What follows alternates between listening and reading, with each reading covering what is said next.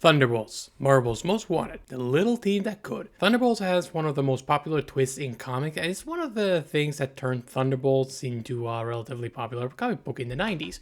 Some dare say a classic book. If you somehow don't know the big twist, you might want to go read Thunderbolts yourself just so you can have a pure experience. I don't think you can really replicate Thunderbolts' effect in modern day, as it is too famous for its own good, and we're in a completely different place culturally, so the twist is lessened. This is not a critique of its quality per se, it's just the way it is. For me, I knew the twist before going in, it's like, what are you gonna do? Since I'm feeling like 90s, I decided to go back and read Thunderbolts, written by Kurt Busiek and drawn by Mark Bagley. Would you look at that? Both Spider-Man people. The first arc is the famous one. It's the part everyone talks about, and I found myself shocked by what I read, as it didn't read as I expected. I have no clue if I'm about to have some hot takes on this book, but boy, did this not go how I expected. So, Thunderbolts. This takes place in the 90s. Avengers, X-Men, and the Fantastic Four all have disappeared after fighting Onslaught, this massive Marvel event at the time. In this vacuum, villains emerge to do some villainy. Out of this vacuum arrives the Thunderbolts, a group of new superheroes who will take over until Avengers, if God wills it, will one day return. The twist of the series is that Thunderbolts are actually not heroes, but villains masquerading as heroes. They're led by Baron Zemo. I don't know most of these people, but there is Beetle, who is a Spider-Man villain. Our boy is about to get some character development. Moonstone fought Spider-Man once, and I'm kind of realizing it actually might be embarrassing to know this kind of stuff off the top of my head. The villain's plan is to gain public's trust. Once they're trusted by the government and other heroes, they will gain access to government systems and files on all villains that have been defeated and their weaknesses, and which then will allow Zemo to take over the world. Naturally, Thunderbolts will soon come across a 15-year-old girl, Ali Takahama, who will become a superhero Jolt with the power of electricity. She can move fast and shoot biokinetic energy from her hands. In order to truly sell Thunderbolts as heroes, she's allowed to join the team. She works as the moral center and the naive child who believes in true heroism, while the team is made up of more jagged gray characters who struggle with morality. Thunderbolts go about saving the day, biding their time, but the longer they pretend to be heroes, the more the team takes a liking to being actual heroes. This inner conflict of going from villains to heroes for real is the heart of Thunderbolts' first arc. They are outed permanently, tech turns into this giant space station, and there's a one big final fight, where each Thunderbolt has to choose whether they want to join Zemo as permanently as villains, or if they want to stay as heroes. There is one issue in these early issues that's really a standout, and that one focuses on Citizen V's backstory. Baron Zemo explains his make-believe character's origin, how his father fought in World War II and encountered Zemo. Citizen V was a real hero who existed in Marvel's world. Baron Zemo's father, Baron Zemo, defeated V permanently. It's a twisted tale of almost truths, and it's some of the most fun storytelling in the comic. The first 12 issues are good enough to go all the way through, and I was relatively satisfied, but I wasn't compelled to continue, and I honestly didn't really see why the book is that big of a deal. Partially because I already knew this part of the book. The art is very 90s, it's very big and bombastic, a lot of unnecessary details and shapes. I'm not a big fan of 90s art personally, so I don't really connect with it. You may, it's kind of a personal preference thing. It turned me off for the series for a while. I mean, look at Iron Man. This is one of my least favorite takes on him. There's too much going on with his neck, you see his eyes, it's kind of creepy, it's hard to look at. Some scenes I feel overloaded, and I feel like my attention is slipping away with so much going on.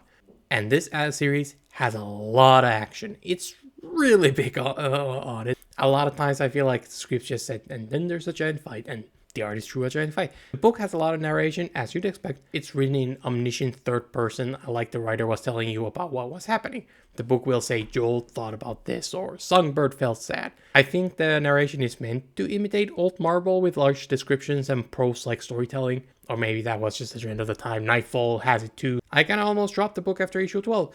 I decided to keep going on anyway. Following issues, something changed. The heroes are transported to a new strange world inhabited by bug people. The bug people have received a warning signal about Kang the Conqueror. He will arrive in the future and conquer them, so they're kinda lost on what to do. Some want to ask Thunderbolts to save them, while others want to do a preemptive strike on Earth, because I guess they think that's where Kang is hanging out. This illustrates this arc and Thunderbolts' arc. The Crown Prince of the Bugs asks Thunderbolts to disarm themselves peacefully so they can have a conversation. Thunderbolts are imprisoned willfully, and some of them want to work their way out by playing politics. Moonstone suggests Joel should work the crown prince, so he'll release them, while Joel, in all her goodness, just genuinely wants to make friends with the prince. That's honestly kind of wholesome. A rebellion breaks out, and Thunderbolts are asked to participate, and most importantly, to kill the king.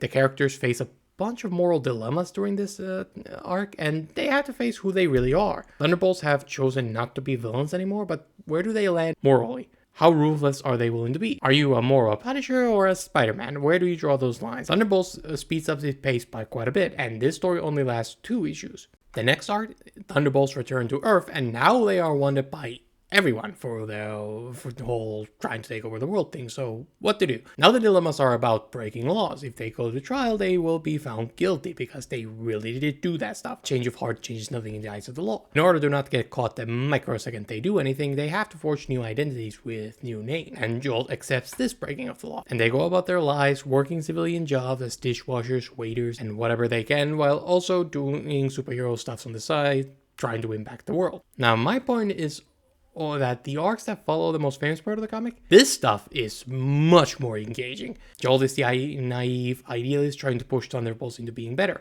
She's always championing, helping people, and trying to guide them in whatever way she can. Mach 1 steals a car so Thunderbolts can get to their destination. It's this little conflict that makes the group interesting. He steals the car so they can get to saving people.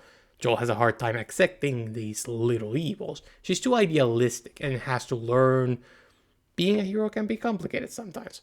Like as the series goes on, the characters change their appearances. Techno transforms into this monstrous-looking robot as he confers his choice to be a villain, while the hero character starts to strip away their superhero clothing. They take off their masks more and hang out in civilian clothes, bringing out their humanity more. At least that's how I read the costumes. I might be overdoing it again, though this panel of Zemo is really funny to me. Like, he just looks so cute standing in the doorway. Just look at you. There's a lot of cheesecake in Thunderbolts. Like, fine, I can enjoy it.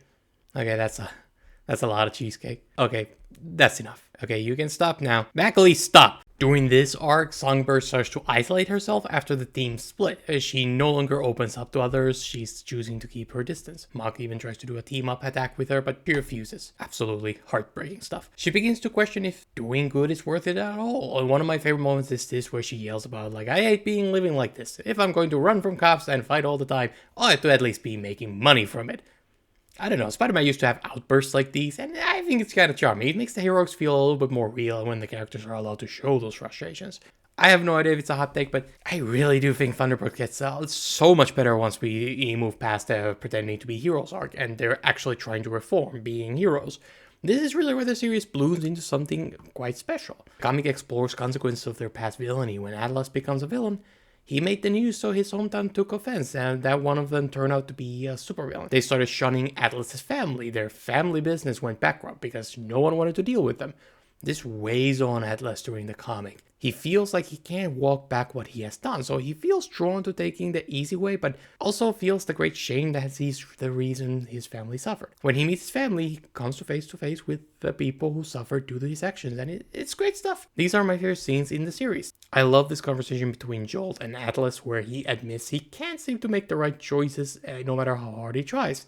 That he's almost envious of Joel, of how easy being good comes to her. Unfortunately, we got a long fight scene to get to, so this stuff gets cut a little short. The bombastic action really does get distracting. I want to see more of Songbird hanging out, adjusting to her new life. I'd love to see more scenes of Songbird and Mach 1 just hanging out, being together. No big speeches or plots, just put them in a room and show off who they are. Let them bounce off each other. Songbird wants to have a romance with Mach 1, but is afraid to let her guard down, so she pushes him away. It's a great idea, but we don't really actually see that much of pushing away or Mach 1 trying to get through to her. It makes the book a little hollower than its material actually is. Thunderbolts gets jobs, but you think that would be important, but it isn't. You never see them hear their colleagues talking about their infamous villain group, or maybe, I don't know, radio announcement about their villainy. No struggles with money beyond Songbird wanting to get paid, but why does she want to get paid? There's no money troubles. They got food and a place to sleep. No problems arise from the lack of money. I'd love to see the characters be tempted to steal in order to make their lives easier or something. Instead, we get one scene where Atlas has already stolen a car by the time we realize he did it. We don't see the struggle itself. Moonstone is another highlight character. She's a calculated villain who does nothing unless she stands to benefit from it. It's a well-established character trait, but then She decides to become a hero, and the characters and the readers are forced to question, what is she really planning? Is she really sincere? It's a great way to explore the inherent trust issues you have with people seeking redemption. And as the series goes on, especially later on, she really does become one of the best characters. Because Thunderbolts is from villain's point of view, it makes the villain's world feel more ordinary. In issue 18, the Masters of Evil, a different group, try to recruit the Thunderbolts, and they pitch the benefits of working for Masters of Evil. Masters of Evil is a for-profit organization, not a vendetta. We offer a generous base salaries, profit sharing, even pension plan. We operate out of a hidden base with all the amenities, training facilities, labs, even our own movie theater. They offer a gym and a pool and sauna too. It's charming how mundane the world is, and I just love this pitch. It's so great. Thunderbolts want to be heroes, but they are struggling. They are surviving, but not really winning, and often not even really saving the day. Like, they run the bad guy off, but that bad guy will return later. The Thunderbolts get into arguments about the team leadership. None of them are leadership material, and the one leader they've had is doing a poor job, so what to do? Hey, look. It's Hawkeye. This is my favorite stretch of issues from this run, probably at least. I just want to say, Hawkeye whoops the entire team in 5 minutes. Put some respect on Hawkeye. He's cool, and I shall never be convinced otherwise. This leads to the final era of Pussy X run. The heroes are no longer on the run, but instead they are kind of mini Avengers led by Hawkeye. They now get to be the real heroes they wanted to be. One of my favorite issues is issue 21, as it's largely focused on Songbird and her arc, which is great. You get the sob story and the details of what's been going on in her head, but once again, it lasts a little short as it's largely telling what happened. She has been defensive throughout the book, but the punch is there, but it's weaker than it should, I feel. Like, I feel a little frustrated by it. I don't think the run's main weakness is really the focus on the plot and action at the detriment of the characters. Another kind of a great scene is this scene with Mach 1. He reminisces his time as a supervillain. He thinks about a man he once killed. He hated doing it then, he hates it now. The drama is perfect, but ultimately the scene feels like dumping a bunch of feel bad for the character exposition. They should have been brought up more before this scene. There is one scene where he almost kills, but doesn't. He refuses killing now because he did it before, but that doesn't come across in this scene. We don't get his thoughts, so the part of the impact is lost. It's retroactively trying to give it meaning. And this exposition scene could be enlightening, but it just doesn't come across that way for me. It doesn't make me reevaluate his character enough to make it worth holding this information. It would have been worth more if you let the reader in on his emotional world throughout the story. And I think these scenes would be better in first-person narration instead of omniscient narration. Instead of saying he doesn't think he can do it, it would be better if it was just, I can't do it. This pondering could be more intimate that way, more raw, but instead it's filtered through a middleman narration, and I don't know, I find it takes away from the emotions. Again, it's great stuff, but it's a little off. Each Thunderbolt does get a moment to remember their backstories, but these happen on the second half of the story, and it feels backwards to me. I could have used this stuff. I really do like these characters, but their best work happens towards the end. Why is Mach 1's desperate need for respect left for issue 21 instead of putting it in the blog arc where it is relevant information? What I must bring up is issue 25, possibly the best issue of the run. I feel bad for saying that because it isn't actually written by Busiek nor drawn by Bagley, but written by Joe Casey and illustrated by Leonardo Manco. Busiek and Bagley gave up one of the juiciest parts of the comic, so it's not like necessarily a writing difference, it's just this is like naturally should be, I think, the best issue. When Hawkeye reforms the Thunderbolts, he makes a deal with the government so that one of the Thunderbolts will go to jail for appearances, so it looks like they just literally try to take over the world, so the public would feel safer in trusting them, and because he's the only one who's committed murder publicly, and that cannot be overlooked. So Mach 1 agrees to go to prison for the team and for himself. Issue 25 follows his time in jail. Bagley's art is big and forces you to see it. Mango's art is much more dirty. It's grounded, and it's grounded. These are humans with believable bodies. Dark shadows are everywhere. This art would fit into a Daredevil Jessica Jones book. It's super effective contrast. Mach 1 has been stripped down to just the man, Abe Jenkins, and all the glamour of superheroes is gone. The POV narrator is now in first person too, and it's really good stuff. I wrote my thing about the POV narration before I read this issue, and I feel so validated. This is better, I think. The narration gives a lot more time for Jenkins' character to be fleshed out. He dreams of being a hero, beloved by the people, only to wake up in prison, known as the Killer. He is the bad guy in this world. The other villains want to team up with him, the guards treat him less than human, and you watch him struggle be in this world. Kind of be face to face with who he has been in the past. This issue feels more like 2000s era issue and made me realize this issue was released in 99 at the very end of 90s. This issue is kind of a sign of what's coming from Marvel, a darker, more grounded take with a questionable character at its center. The final stretch of issues is Thunderbolts working as proper heroes. The entire run is filled with guest characters.